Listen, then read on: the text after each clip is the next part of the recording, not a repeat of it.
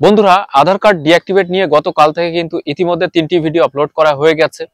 তো এই 3টি ভিডিওর মাধ্যমে কিন্তু আপনাকে জানানোর চেষ্টা করেছি ঠিক কাদের জন্য এই ডিঅ্যাক্টিভেট চিঠিটা বাড়িতে আসছে এবং এই চিঠিটা আসলে কি করতে হবে। আজকে অর্থাৎ এই ভিডিওর মাধ্যমে লাইভ কিন্তু আপনাকে আধার কর্তৃপক্ষের হেল্প ডেস্ক নম্বরে ফোন করে সেখান থেকে জানার চেষ্টা করব যে অ্যাকচুয়াল এটা কাদের জন্য আসছে বা আসলে এর সলিউশনটা কি আছে এবং কোথায় যেতে হবে বা কি কি নথিপত্র লাগবে বা কি ক্রাইটেরিয়া আছে যে সমস্ত আধার কার্ডগুলো ইতিমধ্যে ডিঅ্যাক্টিভেট হয়ে গেছে সেই আধার কার্ডগুলো ফের আবার চালু করার জন্য। তো অবশ্যই ভিডিওটি প্রথম থেকে শেষ পর্যন্ত দেখতে থাকবেন। তো আমি যে নাম্বারটাতে কল করছি সেটা হলো 1947। আপনারা সকলে জানেন যে 1947 হলো ইউআইডিআই এর official toll free customer care number. তো ফার্স্ট আপনারা এখান থেকে ল্যাঙ্গুয়েজ যেটা আছে সেটা কিন্তু চেঞ্জ করে নেবেন। বাংলাতে কথা বলার জন্য কিন্তু 3 প্রেস করতে হবে। ভাষাটা সিলেক্ট করার পরে আপনাকে কিন্তু 9 নাম্বার কি যেটা সেটাকে প্রেস করতে হবে। এরপরে কিন্তু কল সেন্টারে কিন্তু কলটি কানেক্ট হবে। তো চলুন কল সেন্টারে কলটি কানেক্ট হয়েছে, দেখি কি বলে এবার। তো বন্ধুরা, অন ক্যামেরায় কল করেছিলাম, তখন কিন্তু আমার কাছে আধার কার্ডের কোনো তথ্য ছিল না, যার কারণে কিন্তু আমি সঠিক তথ্য প্রোভাইড না করতে পারার কারণে সঠিক ইনফরমেশন পাইনি। পরবর্তী সময়ে সঠিক ইনফরমেশন নিয়ে তো এবার কিন্তু কল করবো সরাসরি 1947-এ, দেখি এবার কি জানাই। নমস্কার, আধার সেবা কেন্দ্রতে আপনার স্বাগত জানাই। আমার নাম রেনু। আমি কিভাবে আপনার সাহায্য করতে পারি? আমার ছোট ভাইয়ের আর কি আধার কার্ডটি ডিঅ্যাক্টিভেট হয়ে গেছে, বাড়িতে একটা লেটারও চলে এসেছে। তো এটা কিসের জন্য ডিঅ্যাক্টিভেট হয়েছে? অসুবিধার মধ্যে দুঃখিত মাসু, চয়ন বুঝতে পারছি। আপনার কাছে তো লেটার এসছে আপনার ভাইয়ের আধার কার্ডটা ডিঅ্যাক্টিভেট হয়েছে বলে। এই বিষয়ে আপনি ইনফরমেশন চাইছেন। নিশ্চিন্তে থাকুন, আপনার উচিত সাহায্য করানো যাবে। উচিত সাহায্য আমি কি আপনার কাছ থেকে কিছু তথ্য জানতে পারি? হ্যাঁ। আধার হোল্ডারের নামটা পুরো বানানোর সাথে জানতে পারি? হ্যাঁ। এনি স্টেট হবে ওয়েস্ট বেঙ্গল। রিসেন্টলি আধারের মধ্যে রুহুলজি কিছু আপডেট করিয়েছেন কি আধারের মধ্যে? না না না। ওকে, তো রুহুলজির আমি কি ডেট অফ বার্থ জানতে পারি? ওকে, এরিয়া পিন কোড নাম্বার জানতে পারি? হ্যাঁ, 28।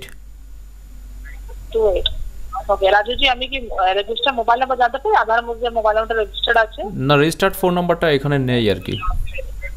আর রুহুলজির আমি কি বাবার নামটা জানতে পারি যেটা আধারের মধ্যে আছে? হ্যাঁ অবশ্যই। দয়া করে বানানোর কথা বলবেন। হ্যাঁ, ধন্যবাদ ইনফরমেশন দেওয়ার জন্য। দয়া করে আমি তখন চেক করে নিচ্ছি। ঠিক আছে। ক্ষমা চাইছি, এখান থেকে তো কোনো ডিটেইলস শো হচ্ছে না। আপনাকে রাজুজি বলতে চাইবো আপনি আধারের একবার ওয়েবসাইটে ভিজিট করুন। ওয়েবসাইট হচ্ছে myaadhar.uidi.gov.in। ওখানে গিয়ে চেক ভ্যালিডিটি আধারে গিয়ে আধার নাম্বারটা দিয়ে আধারটাকে চেক করুন। আপনি ও ডিঅ্যাক্টিভেট দেখাচ্ছে ওখানে ডিঅ্যাক্টিভেট দেখা যাচ্ছে। তাহলে যে লেটারটা এসেছে না, ওই লেটারের মধ্যে দেখুন আপনার রিজিওনাল অফিসের কন্ট্যাক্ট ডিটেইলস দেওয়ানো আছে।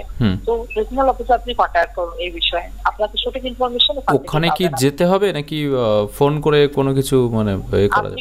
হ্যাঁ, আপনি প্রথম ফোন করুন, ওনারা কি বলছে তারপর। ফোনই ঢুকছে না ma'am. Actually regional officer busy থাকে, একটু কল তো করবে, সময় লাগে একটু, আপনি কল করুন, নিশ্চয়ই তুলবেন। আচ্ছা, এটা আবার ফের অ্যাক্টিভেট করা যাবে তো? নিশ্চয়ই হবে, যা হবে ওনারা বলে দেবেন অ্যাক্টিভেট হবে কি হবে না। ওনাদের লেটার পাঠিয়েছে না, ওনারা আপনাকে জানানো যাবে। আর হচ্ছে ডকুমেন্টস এর বিষয়টা একটু বলবেন, মানে কি কি ডকুমেন্টস গুলো নিয়ে যেতে হবে? যেহেতু ফোনে পাচ্ছি না, মানে আমাকে যেতেই হবে সেখানে।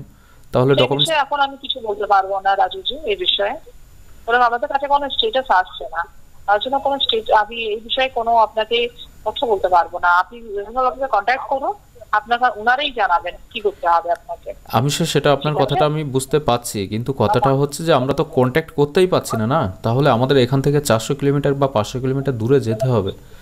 এবার গিয়ে সেখানে না জেনে আন্দাজ কল করুন। হ্যাঁ, কল তুলবেন ওনারা, আপনি কল করুন, হয়তো কিছু সময় না তুলে কিন্তু কল তুলবেন ওনারা। আপনি মানে ওটা কন্টিনিউয়াস কল করুন।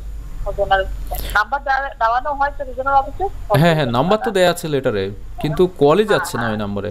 এটাই হলো প্রবলেম। এবার এতটা দূরে একটা মানুষ মানে না জেনে কি কি নথিপত্র লাগবে। আপনার তথ্যটা বুঝতে পেরেছি, হ্যাঁ আপনার যে অসুবিধা হচ্ছে বুঝতে পেরেছি, কিন্তু ক্ষমা চাইছি এটার জন্য। আপনাকে সেই নাম্বারে কল করে ইনফরমেশনটা নিতে হবে। এখান থেকে আর কোনো তথ্য নেই আমার কাছে, সেরকম কিছু ইনফরমেশন নেই আপনাকে দেওয়ার জন্য। আর একটা ইনফরমেশন দেবেন, সেটা হচ্ছে এই আধার কার্ড এরকম শুধু আমার নয়, আরো দুই একটা হয়েছে আশেপাশে। এটা বন্ধ হওয়ার কারণটা কি, মানে কি কারণের জন্য বন্ধ হচ্ছে এটা?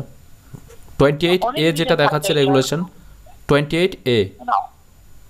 হ্যাঁ, অনেক থাকে, অনেকের ডকুমেন্টের কিছু প্রবলেম থাকে, অনেকজনের আধার যে সাসপেন্ডেড হয়ে যায়, তো এগুলো তো কমপ্লেন করানো হয়। আমাদের কাছে যদি স্টেটাস চলে আসে তাহলে আমরা এখান থেকে কমপ্লেন নেবো, আমাদের কাছে কোনো স্টেটাস আসছে না, এটা তো তাহলে রিজনাল অফিসারই ওনারাই আপনাকে সঠিক ইনফরমেশনটা দিতে পারবেন। আচ্ছা, কি কারণের জন্য ওনারা লেটারটা পাঠিয়েছে। তাহলে ইন ফিউচার যদি এরকম কোনো প্রবলেম হয়, এরকম মানে ডিঅ্যাক্টিভেট হয়ে গেছে বা ক্যান্সেল এরকম কিছু, তাহলে আপনার কাছে যদি ইনফরমেশন আসে বা আমরা যদি বেসিক তথ্যগুলো দেওয়ার পরে ইনফরমেশন আসে, সেক্ষেত্রে আপনারা কি স্টেপ নিতে পারবেন, মানে কোথাও না গিয়ে? হ্যাঁ, আমাদের কাছে যদি ইনফরমেশন চলে আসে, ঠিক আছে, স্টেটাস চলে আসে, তাহলে আমরা এখান থেকে সেই অনুযায়ী আপনার কাজটা করবো। আচ্ছা, না আছে তাহলে আপনি রিজনাল অফিসে কন্টাক্ট করুন। আচ্ছা আচ্ছা। আর চিঠিটা যেহেতু ওনারাই ইস্যু করছেন রিজনাল অফিস থেকে, আর আমাদের ওনারাই ইস্যু করেছেন, তার জন্য নাম্বার দেওয়ানো হয়েছে যে আপনি ডাইরেক্টলি ওখান থেকে কন্টাক্টটা করবেন। আরেকটা ম্যাম হচ্ছে আমাদের কলকাতায়ও তো অফিস রয়েছে আধার কার্ডের, তো ওখানে গেলে হবে না, মানে সল্টলেক যেটা অফিসটা রয়েছে আমাদের স্টেট অফিস?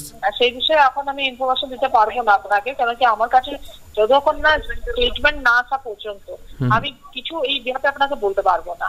আচ্ছা আচ্ছা আচ্ছা, হ্যাঁ ঠিক আছে, থ্যাংক ইউ। আধার সংক্রান্ত কল করার জন্য ধন্যবাদ আপনাকে, শুভ নমস্কার। তো বন্ধুরা, আশা করি আপনারা শুনলেন সমস্ত কথাগুলো, সেখান থেকে কি কি বলা হয়েছে। তো আমি সমস্ত ইনফরমেশান যেগুলো নাম চাওয়া হয়েছে, ডেট অফ বার্থ, এছাড়াও পিনকোড, এছাড়াও বাবার নাম, সব কিছু সঠিক দেওয়ার পরেও ওনাদের কাছে কোনো ডিটেলস আসছে না।